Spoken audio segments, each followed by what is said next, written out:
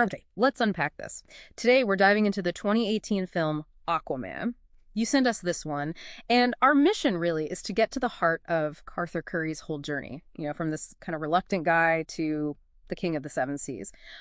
Our big question today: how does this film handle stuff like identity, belonging, and bridge these worlds that seem totally set for conflict? Yeah, that's a great way to look at it. Because it seems like, okay, superhero movie, but it digs into these really universal ideas, doesn't it? Heritage, who you are, and this massive clash between the land and the sea.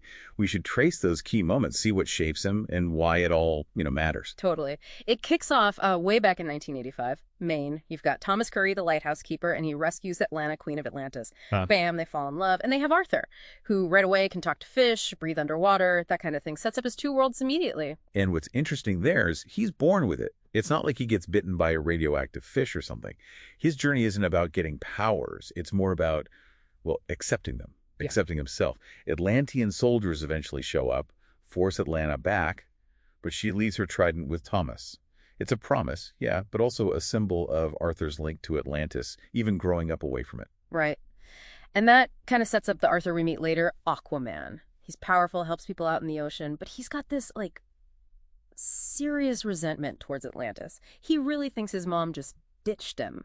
That's a big motivator for him early on, isn't it? Oh, absolutely. That resentment isn't just backstory. It's why he's so reluctant. He feels fractured, right? Pulled between these two sides of himself, actively pushing one away. It's pretty relatable, actually, that feeling of being torn. And then things get really complicated. His half-brother, Orm, who's now king in Atlantis, Orm decides he wants to unite all the underwater kingdoms and basically declare war on us, the surface world. Blames us for polluting the oceans. And that's when Princess Mara comes looking for Arthur. She's technically engaged to Orm, but... But she's the catalyst, really. Yeah. She completely flips Arthur's understanding. She tells him Atlanta didn't abandon him. She was sentenced to death for having him, a half-breed. And crucially, Mara thinks Atlanta might still be alive. Suddenly, it's not just about Arthur's hurt feelings. It's bigger. It's about justice, maybe finding his mother, and destiny. So Orm launches this huge tidal wave attack on the surface. That kind of forces Arthur's hand. He agrees to help Mia. And she explains, to challenge Orm properly, he needs the Trident of Atlan, this ancient, super powerful weapon. Only the true king can wield it.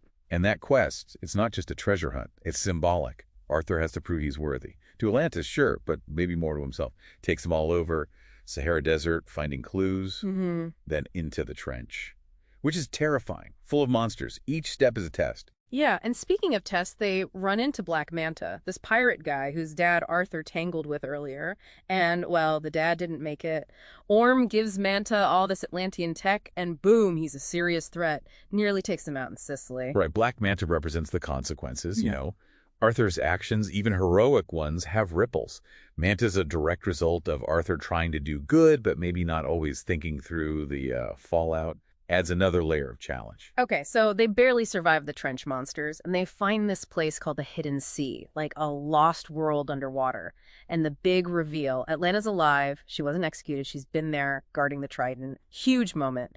She tells Arthur, basically, go get him. It's the emotional core right there. He gets closure, gets that validation he needed. Then he faces the Karathan, this giant sea beast guarding the Trident.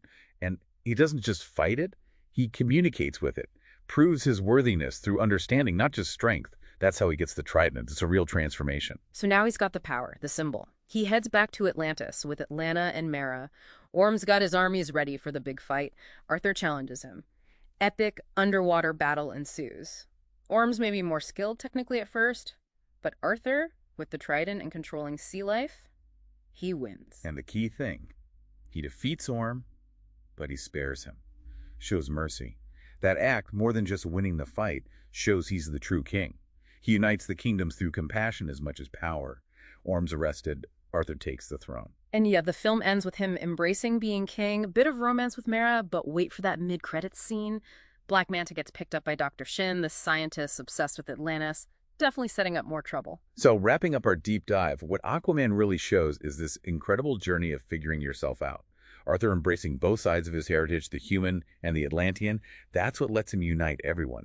He finds his power by bringing those worlds together inside himself first. Which really makes you wonder, doesn't it, about ourselves, those parts of our background or our identity that maybe feel conflicting or that we try to ignore. Could those actually be where our greatest strengths lie? What if bridging our own internal divides is the key, just like it was for Arthur? Something to think